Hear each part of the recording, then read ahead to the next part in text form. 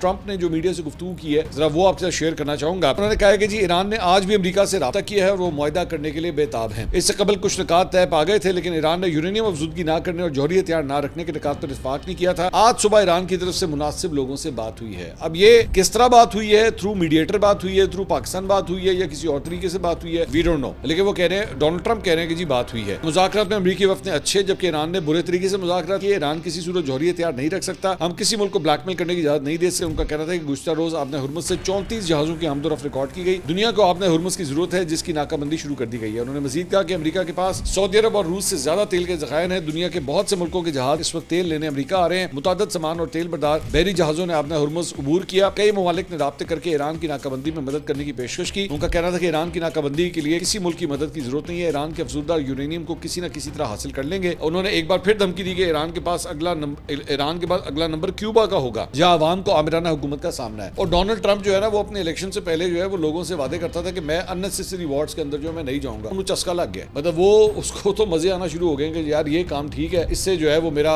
Focus جو ہے وہ جو گھریلو مسئلے ہیں اسی طرف رہے گا, نہیں لوگوں کا فوکس جو ہے وہ سارا جنگلوں کی طرف رہے گا. تو جناب اس نے اگلے ملک کا بھی اعلان کر دیا ہے کہ امریکہ اب اگلا کون سا ملک ہے جس کے اوپر حملہ کرنے جا رہا ہے.